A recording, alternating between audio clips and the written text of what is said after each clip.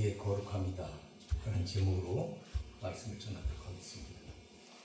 사도 바울은 데살로니가 교회에서 새 안식일에 성경을 가지고 강론하며 뜻을 풀어 그리스도가 해를 받고 죽은 자 가운데서 다시 살아나야 할 것을 증언하고 이 그리스도가 곧 예수다 이렇게 가르쳤습니다.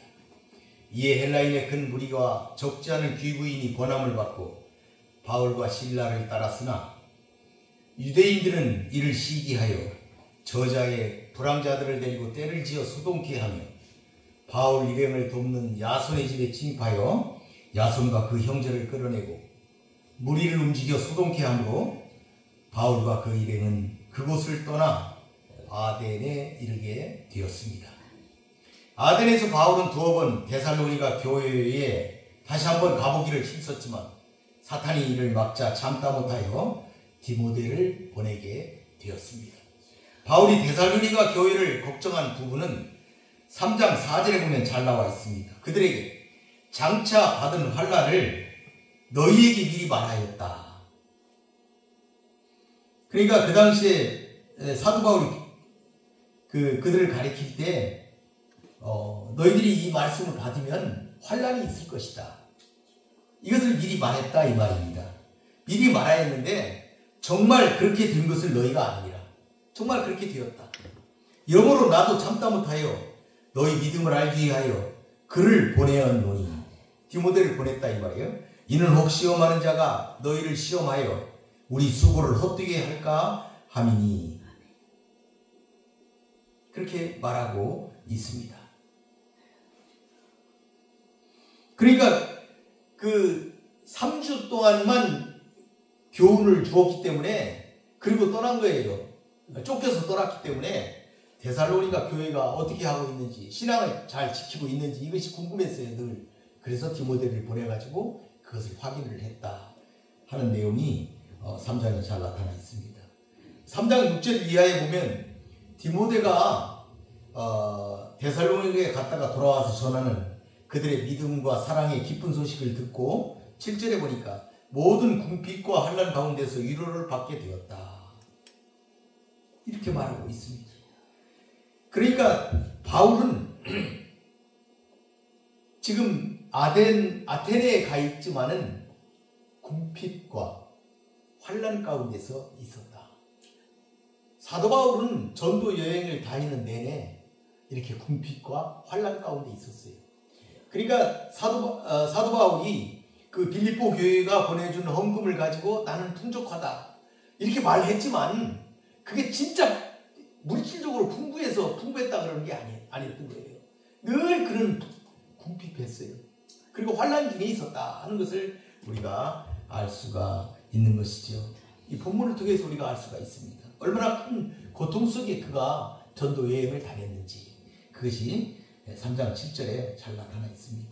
8절에 보니까 그러므로 너희가 주 안에 선즉 우리가 이제는 살리라. 이 말이 뭐냐면 갔다 와서 디모데가 얘기를 하는데 너희들이 주 안에서 굳게 서 있다는 얘기를 들으니까 이제는 마음을 놓았다. 이제는 됐다.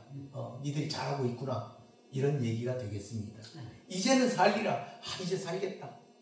이제는 답답했는데 이제 살겠다. 너희들이 잘하고 있구나. 이렇게 말하고 있는 것이지요. 디모데의 보고는 기쁘고 고무적이었지만 몇 가지 문제점이 데살로니가 교회에 있었습니다. 데살로니가 성도들은 환난 중에도 믿음을 지키고 피차 사랑하고 그리스도의 재림을 기다리는 신앙을 지니고 있었습니다. 그러나 이 교도 사회에서 살아가는 성도들은 성적, 성결과 같은 도덕적 문제에서 분명한 사도적 가르침이 필요하였습니다. 그래서 바울은 성도들에게 하나님을 기쁘시게 하는 삶을 살 것을 권면하면서 특히 성적으로 성결한 삶을 살아야 할 것을 지금 강조하고 있는 것입니다. 그래서 오늘 본문은 이 삶의 거룩함에 대한 말씀입니다. 하나님이 주신 말씀 가운데 하나님의 뜻을 분별하시기를 바라겠습니다. 1절 보니까 그러므로 형제들아 우리가 끝으로 주 예수 안에서 너희에게 구하고 권면하노니 너희가 마땅히 어떻게 행하며 하나님을 기쁘시게 할 수 있는지를 우리에게 배웠노니 곧 너희가 행하는 바라 더욱 많이 힘쓰라. 바울은 먼저 성도들이 지향해야 하는 삶의 근본 원칙은 하나님을 기쁘시게 하는 삶이어야 한다. 이렇게 1절에서 말하고 있습니다. 사실 성도의 모든 행동은 바로 하나님을 기쁘시게 하는 동기에서 출발해야 하기 때문에 바울은 이곳에서 가장 먼저 이러한 원론적인 권면을 말하고 있는 것입니다. 하나님을 기쁘시게 하는 것. 이것은 바울 일행이 이미 과거에 준 교훈이었고 그들이 지금 실행하고 있는 사안입니다. 그러면서도 앞으로 더욱 힘써 추구해야 할 삶의 원칙임을 일단 그들에게 다시 한번 각성시키고 있습니다. 그리고 바울은 이곳에서 우리가 주 예수 안에서 우리가 주 예수로 말미암아 이런 표현을 통해서 이것이 바울 자신의 인위적 권면이 아니라 신적 기원을 가졌음을 천명하고 있습니다.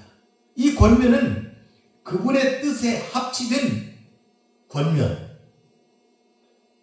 것입니다. 그리고 이 내용은 그들이 미처 들어본 적이 없는 전혀 새로운 어떤 내용이 아니라 처음 복음을 전할 때부터 말해왔던 내용이고 이미 이와 같이 그들이 삶을 살아가고 있는 내용이다 하는 것을 상기시키고 있습니다. 그들은 초신자였음에도 이미 하나님을 기쁘시게 하는 삶을 적극적으로 살아가고 있음을 본문은 잘 말해주고 있습니다. 지금 바울은 그리스도를 따르는 성도가 과거 육신의 행습을 벗어버리고 마땅히 지향해야 할 합당한 삶이 무엇인지에 대한 교훈을 주고 있습니다. 즉 이 부분에서 바울은 3절에서 8절까지 성적인 순결에 대하여 9절에서 10절까지 형제 사랑에 대하여 그리고 11절 12절에는 일에 대한 성실과 근면에 대해서 성도들의 일상생활과 직결되는 문제에 대해서 지금 권면하고 있는 것입니다. 2절에 보니까 우리가 주 예수로 말미암아 너희에게 무슨 명령을 준 것을 너희가 아느니라. 여기 본문에 보니까 본문은 이 명령이 과거부터 너희들이 알기 시작한 것이다. 이미 과거에 안 것이다. 이런 얘기예요. 그리고 지금도 알고 있다. 그들에게 새롭게 준 명령이 아니다 하는 것을 다시 한번 재차적으로 강조하고 있습니다. 여기서 말하는 명령이라는 것은 원래 군사 용어입니다. 반드시 이행해야 하는 권위 있는 명령, 이것을 본 단어가 의미하고 있습니다. 그러니까 우리에게 주신 이 말씀은 군대에서 명령을 하면 지키는 것처럼 반드시 지켜야 한다 하는 점을 우리가 알아야 하겠습니다. 그런데 바울은 여기서 우리가 준 이런 표현을 통해서 이런 권위 있는 명령을 내린 주체가 자신과 그 일행, 그러니까 바울과 그 일행, 바울과 실라, 디모데라는 것을 지금 말하고 있습니다. 그러나 보다 중요한 것은 그들은 그들 임의로 명령을 주지 않고 주 예수를 통해서 주 예수로 말미암아 주었다는 것입니다. 그렇다면 예수로 말미암아 명령했다는 것은 무슨 의미가 되는가? 이것은 그 명령을 주 예수께로부터 받았다는 사실을 나타냅니다. 다시 말해 그 명령의 권위가 주 예수께 있다는 것을 지금 말하고 있는 것입니다. 따라서 비록 그 명령이 외형적으로는 바울이나 그의 동역자들을 통하여 데살로니가 교인들에게 주어졌지만 실상 그 명령의 주체는 예수 그리스도다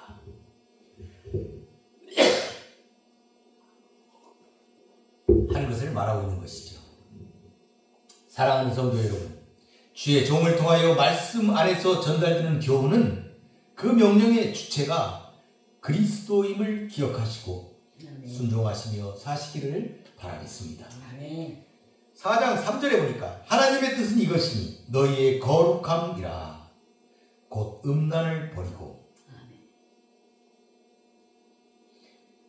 지금 바울은 하나님의 뜻은 이것인데 너의 거룩함이다. 이렇게 말을 하면서 이제 실생활에 적용되는 하나님의 뜻을 구체적으로 전달하고 있습니다.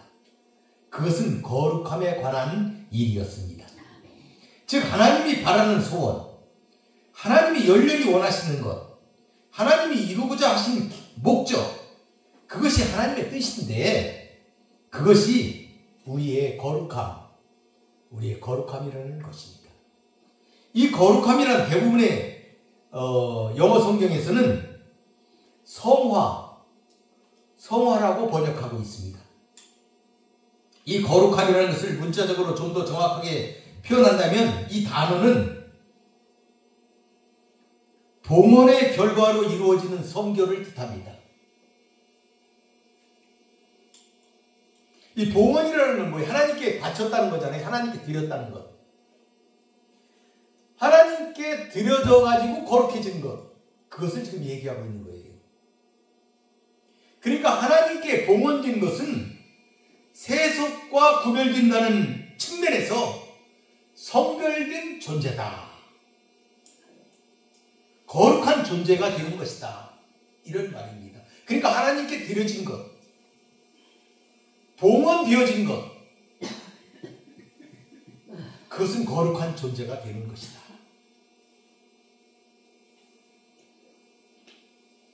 그리스도인은 예수 그리스도의 속죄 사역을 통해 하나님께 봉헌된 존재, 그런 존재입니다.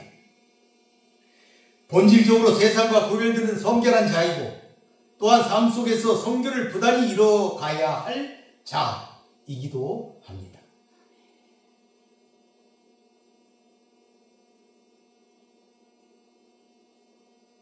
그러니까 우리는 하나님께 바쳐진 자, 구별되어서 바쳐진 자, 그런 자들이다.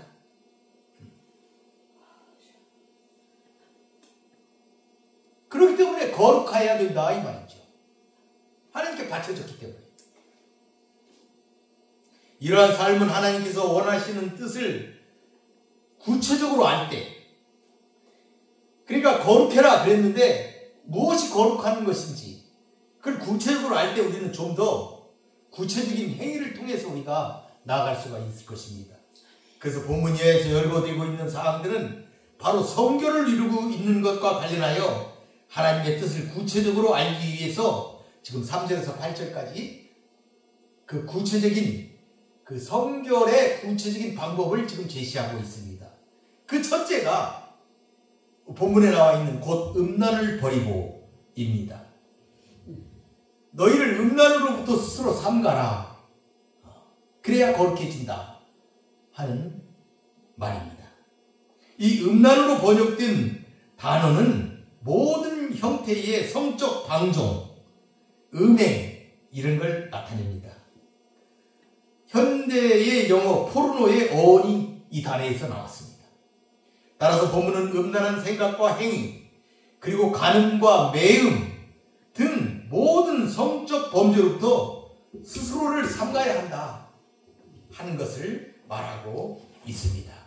하나님을 기쁘시게 하는 삶의 태도를 권면함에 있어 맨 먼저 이러한 사실을 말하는 것은 그 당시 사회적 배경과 관계가 있습니다. 그 당시 헬라인들은 성적 범죄를 크게 문제 삼지 않았습니다. 오히려 성욕을 절제한다는 것이 그들에게 있어 부자연스러운 것으로 여겨질 정도였습니다. 이방 종교들은 성적 문제에 있어서 성결을 가르치지 않았습니다. 오히려 풍요를 시구하는 제2 형식으로서 종교적 매춘을 조장하기도 하였습니다.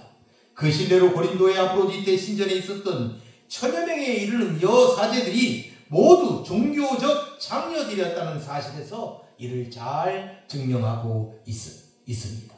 이처럼 사회적 환경이나 법적 환경은 구성원들을 타락을 시키지만 그것이 타락인 줄을 모르고 당연한 것으로 받아들이는 죄를 범하게 되는 것입니다. 그래서 우리나라에서도 교회가 지난번 나서서 동성애와 차별금지법 제정을 반대하는 기도회를 열어서 우리의 정체성을 세상에 널리 전하게 되었던 것입니다.